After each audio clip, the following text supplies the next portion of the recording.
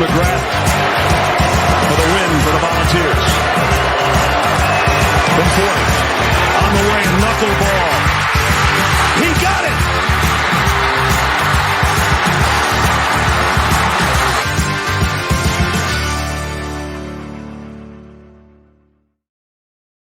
Week 3 is upon us. Hi, everybody. I am Colin Bashnagel here. Bash the CFB show on TikTok. Having a little feud going on. It's okay. I'm acting mature about it and just wanted to talk football. The other person involved, of course, wants to get personal. But TikTok is still the place to go. I'll have all these game previews. I plan to do all the games that I'm presenting today and then some.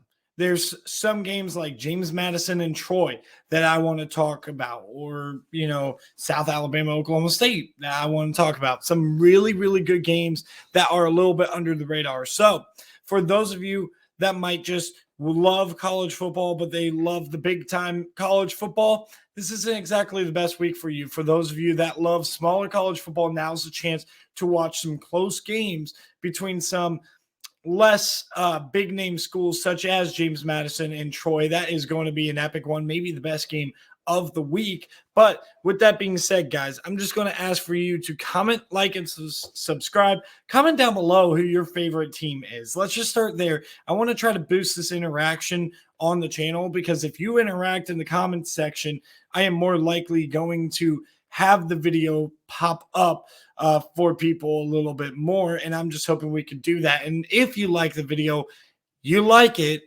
just like it, and at the end of the day, if you think what I'm doing here is good, make sure to subscribe. All right, let's get straight into this video. We're going to talk about each game, preview in depth. And the first game we're going to talk about is number 7 Penn State versus Illinois. Now, Penn State favored by 14.5. Drew Aller comes in his first road game as the quarterback of Penn State, or the starting quarterback. He came in, of course, game 1 against Purdue on the road last year in a struggle win. Now, this Illinois team, though they struggled against Kansas, I'm not sure if Penn State, though this sounds kind of crazy, I'm not sure if Penn State has the passing attack that Kansas has and the offensive explosiveness.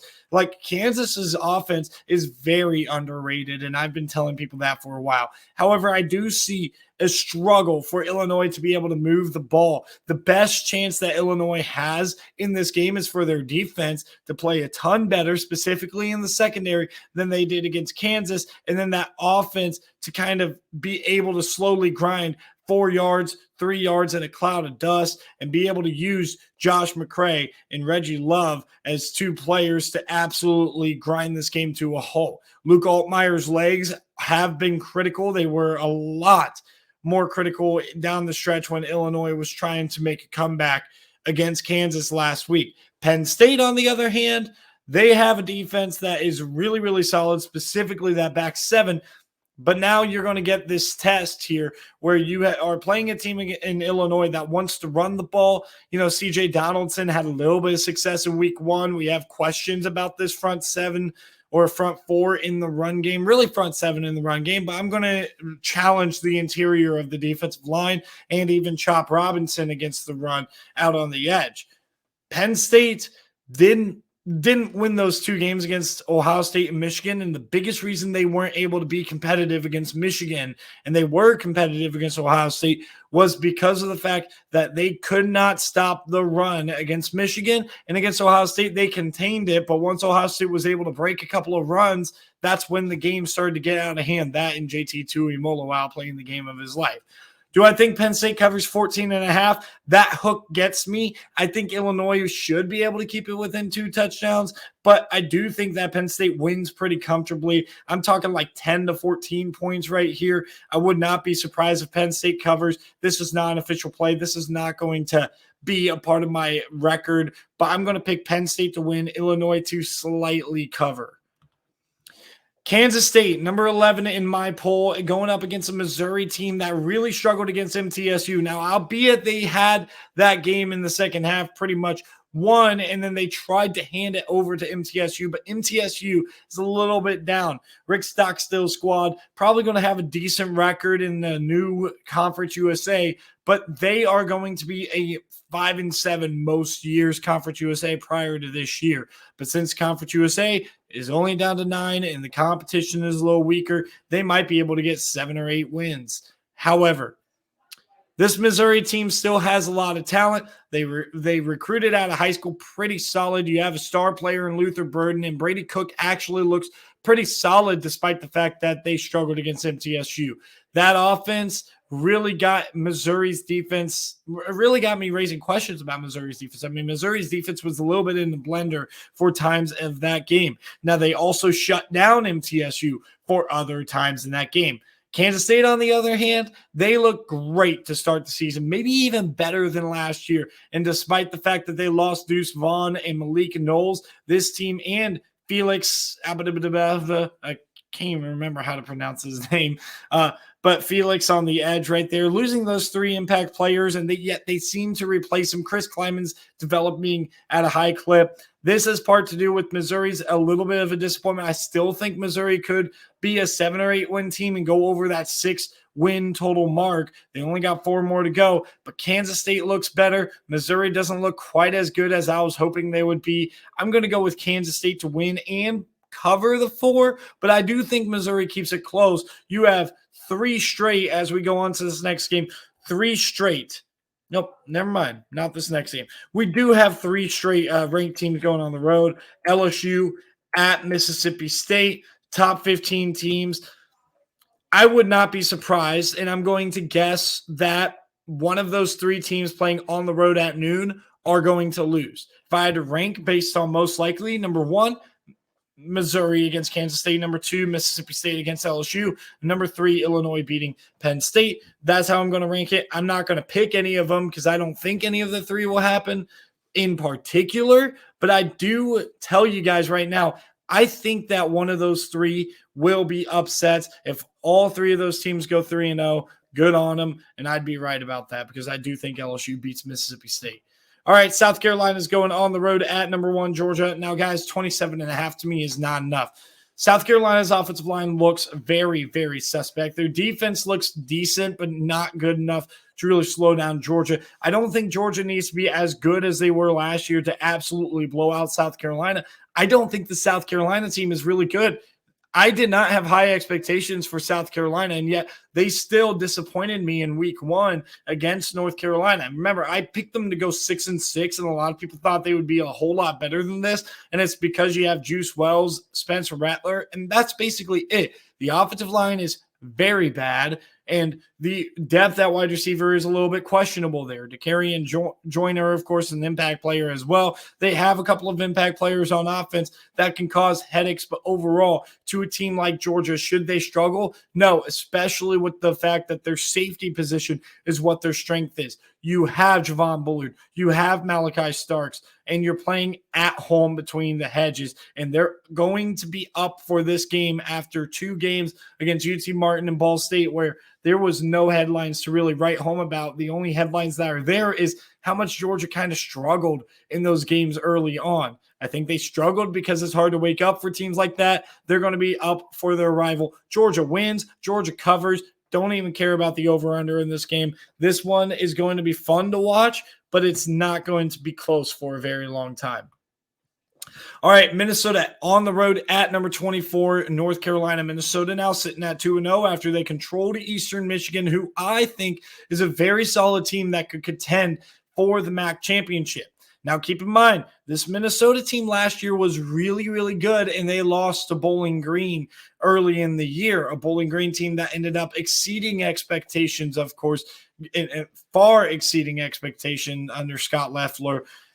They were a really solid team, but Minnesota should never lose a game like that, and they took care of business against Eastern Michigan, despite the fact that this guy right here said, I think Eastern Michigan is going to go on the road and win, and I certainly locked them up as covering. Well, EMU barely covered. They did cover, but they covered by 1.5 but they definitely didn't upset Minnesota. A big thing I'm going to be looking for is Minnesota finishing drives in the red zone.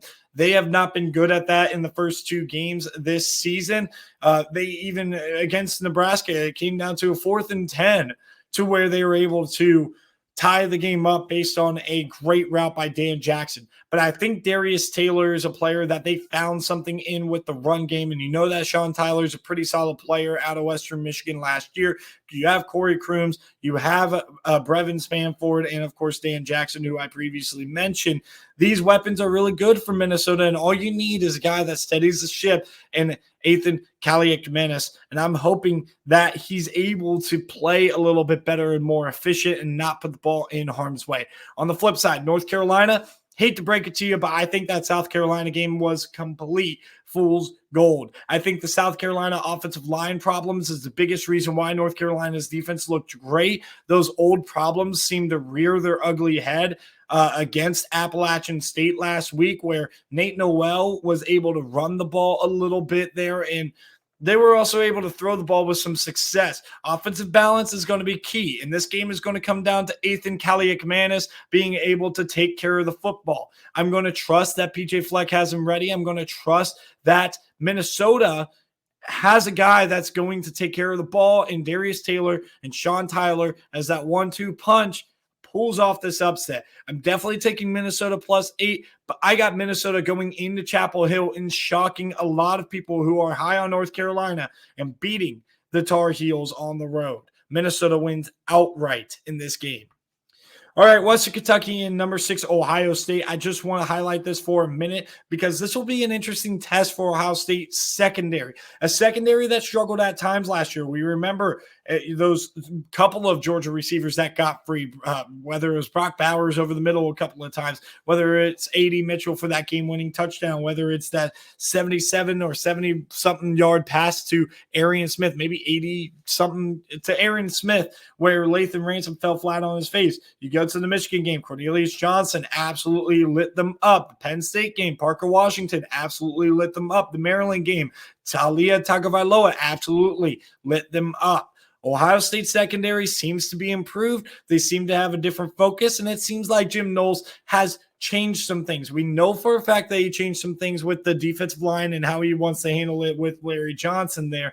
And specifically when you're talking about Jack Sawyer being a true edge rusher, defensive end, rather than that Leo position that he tried to put him in. And now you're talking about an Ohio State team here in the secondary that seem to want to play a little bit more of a corner at nickel rather than a third safety. They put Sonny Styles in against 12 personnel, but once 11 personnel is out there, which is mostly what Youngstown State ran, guess who was out there to start? Cam Martinez. He got smoked. He got yanked. And it was Jordan Hancock in there who did a pretty solid job, granted, against Youngstown State in the nickel. So all I'm hyping that up to be is, A, we know that Kyle McCord, this is his team now. Yes, I was wrong about that. That's okay. I'm totally cool with it. I'm rooting for Kyle McCord as a Buckeye fan here to have success. But this game is going to be telling for the defense. Austin Reed has a really, really good live arm that throws the ball 65% of all offensive snaps. And this is a secondary headlined by Davis Enigmenosin and Denzel Burke. And now maybe Jordan Hancock gets the start. That needs to prove something. Western Kentucky, if they're able to shut down this offensive pass rush, being able to get home, that shows a lot for this Ohio State defense. That makes a statement to the country that they are legit. Remember, this is a Western Kentucky team that last year against Auburn and Indiana threw for over 300 yards against 2 Power 5 teams. This is a Western Kentucky team that went 10-4 last year and was runner-ups in the Conference USA and won a bowl game against a very good South Alabama team. I am going to feel this game out as Ohio State's defense tries to make a dominating statement, and you stack on top that Kyle McCord really wants to show that this is his team and he's ready to steady the ship and he's not looking over his shoulder anymore. I think Ohio State covers, wins this game around 45-7, 45-10. I think Ohio State covers, and I think they stifle this Western Kentucky passing attack in this game. Could that be a homer take? Maybe. I'm also going to take the under. I'm going to trust Ohio State's defense. All right, Tennessee on the road at Florida, a place that they have a streak of losing games. They have not beaten Florida in Gainesville for quite some time, as everybody knows. But this is a Tennessee team that they struggled against Austin Peay. But Florida struggled to move the ball against Utah. This Florida team looked very alarming, specifically on the offensive line. Some drama with Trevor Etienne and all this stuff. And Tennessee has a defense that seems to be playing better. However, I do think Florida is going to have some offensive success. I think that we could see a Florida team that ends up just getting outlasted here by Tennessee. I think they can keep it close for a while. I think this is going to be a dangerous game. But at the end of the day, I think Tennessee does pull this one away by probably about 10 to 15 points here. I think Tennessee does cover the spread. I kind of like the over, but I wouldn't touch that. Regardless, I'm taking Tennessee to win and cover on the road in Gainesville. All right, Syracuse and Purdue. I think Syracuse, and granted, they haven't really played anybody. They beat the crap out of Western Michigan. They beat the crap out of Colgate. It was 65 to nothing against Colgate, and it was 48-7 against Western Michigan. I think the Syracuse team is actually really good. They've had receivers show up to complement tight end Oronde Gadsden. They have a good run game replacing Sean Tucker from a year ago. And, of course, that guy at quarterback, Garrett Schrader, is very, very good. Now, the one thing I'm going to say is this is going to be the first test of this defense. Hudson Card in this offense looked really good against Fresno State, even in a loss. And last week, they were able to jump out on Virginia Tech. But that Virginia Tech team, to me, is not all that good, and I am impressed with Syracuse early in the season. Syracuse is favored by 2.5 as a road favorite. It is tough to go in the Ross-Ade and get a big dub. But this is not a top 5 matchup. I have Syracuse winning and covering against Purdue. I just think they're the better team, and I think they have some experience to lean on. And watch out for Oronde Gadsden, the guy who had the game-winning touchdown last year for the Syracuse Orangemen, to have another big day. All right, final game to preview here. Pittsburgh, West Virginia, backyard brawl. We are back. We have the mobility of Garrett Green and C.J. Donaldson in the backfield, the run game of West Virginia, the pass game that has actually been rather effective early in the season for Phil Dracovic. Week 1, West Virginia loses on the road to Penn State. Kind of kept that game in check, though. Their defense looked pretty decent. Week 2, we saw Pitt lose a tough one against the Cincinnati Bearcats. I think that this game is going to be back and forth. I think this is going to be everything that you can build up. I think this should be that number 1 game to watch in primetime, though I am very intrigued by the Purdue-Syracuse game just because I want to see Syracuse against a legit team this year. I think that West Virginia wins. I think they cover 2.5 because that's just such a small line, but I would never play that. But I'm just all for this game being like a great game and West Virginia fans being rowdy to welcome Pitt for the first time in forever. Don't even know the last time that Pitt was at West Virginia. You know that they're going to be going crazy. You know that phrase that they throw out there that I'm not going to say because it's a family-friendly show. You know that they're going to be up, rowdy. All the moonshine's going to be in there from the backwoods, and this West Virginia crowd is going to be something that Pitt, even if they talk about preparing for it, they're not going to be ready for it. That home field advantage, the defense playing pretty solid against Penn State, and the rush game that West Virginia brings with the dual threat ability of Garrett Green and the running ability of C.J. Donaldson gives West Virginia this W. West Virginia improves to 2-1 as they finish out of conference play.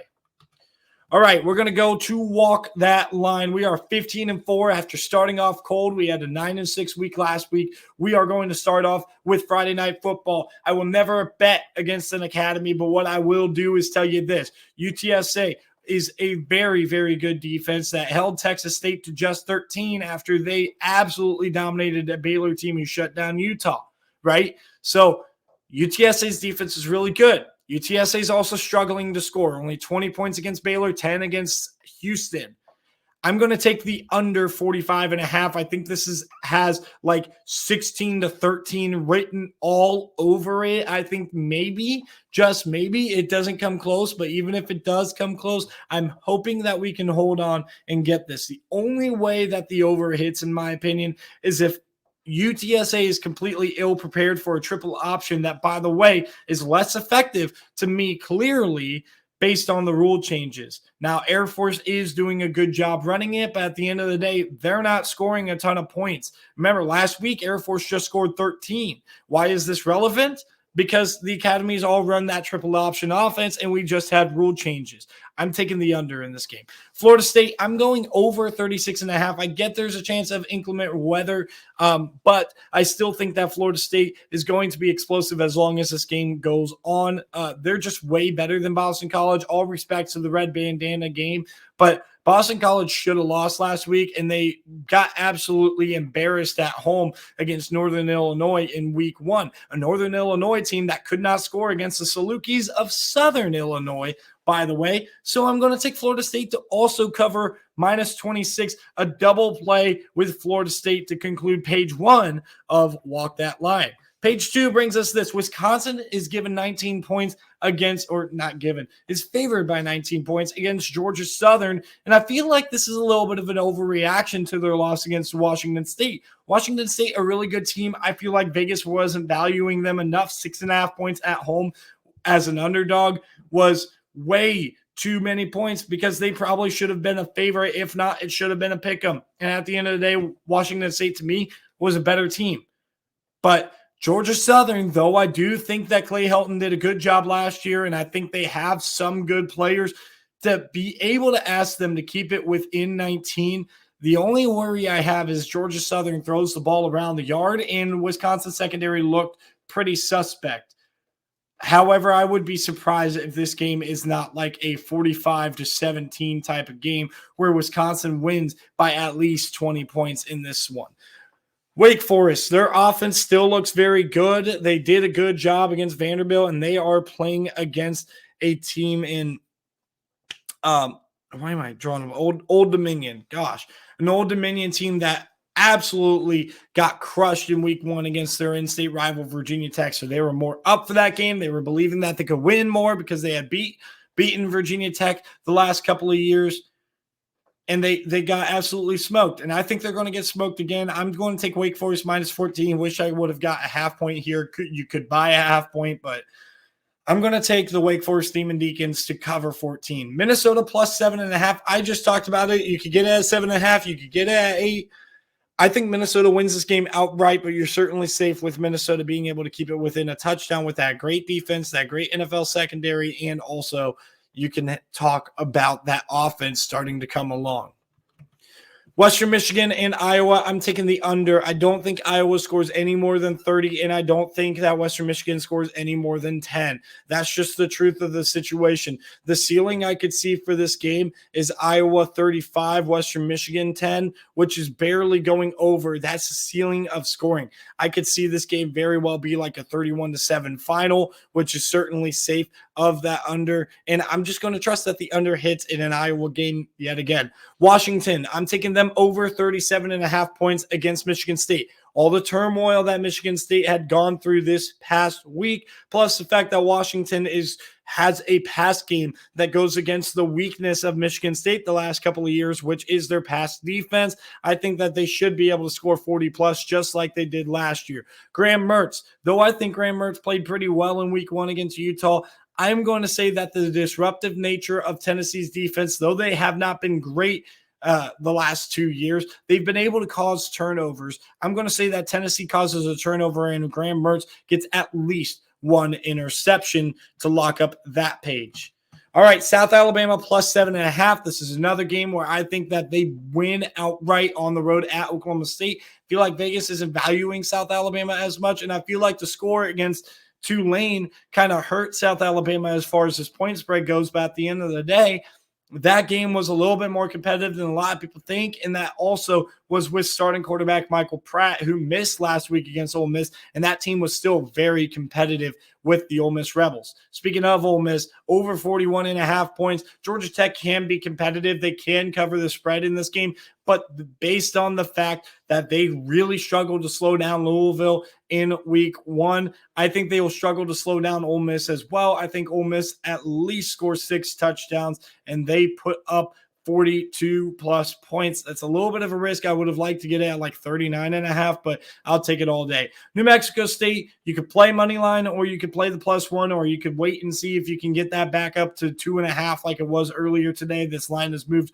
a ton in the last 24 hours, but they're on the road at New Mexico. I think New Mexico State's the better team, is just not getting valued properly, especially because they lost to UMass team that's rather improved, in my opinion. I think that this New Mexico State team is also going to look to play some better football. I think New Mexico State beats their in-state rival of the Lobos of New Mexico outright. So I'm going to take New Mexico State +1.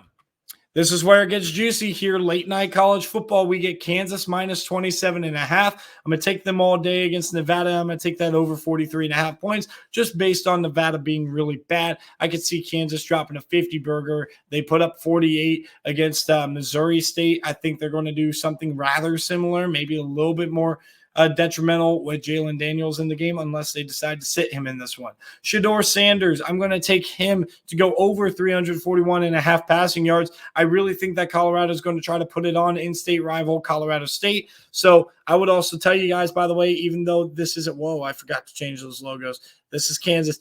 Jimmy Horn Jr., I'm going to take him to go over 82.5. Colorado -24 as well. Again, sorry about the logos there. I kind of got in a little bit of a pickle at the end there. All right, so that's going to conclude our Walk That Line, but I just want to throw in this 200 2-1 odds teaser. Throw in Utah State, and I think this is teased 7 points, maybe 8.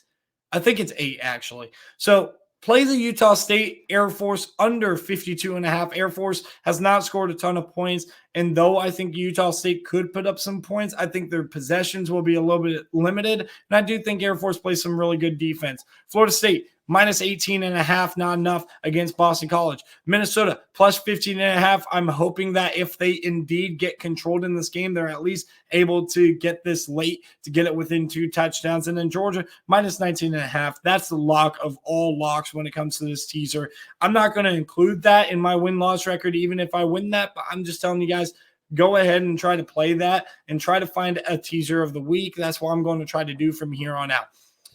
All right. That does it for the presentation. I'm just going to say one final thing before I get on out of here. All right, just real quick. When it comes to these game previews, you will hear a lot more reference of stats in the future. What I like to do when it comes to the stats that I want to reference in these game previews is I want to wait a little bit to get these stats so that way we have a bigger sample size. You cannot tell how a team is as far as stats go after just 2 or maybe 3 in rare cases games at the end of the day. So I usually try to wait until 4 or 5 games are in the data bank, and then I start using those stats a little bit more, especially when they play some tough competition. But that's all I'm going to say there. Thank you guys for tuning in. I really appreciate it. Make sure you guys like and subscribe, and I'll catch you guys next time. Have a good day and enjoy some college football this week.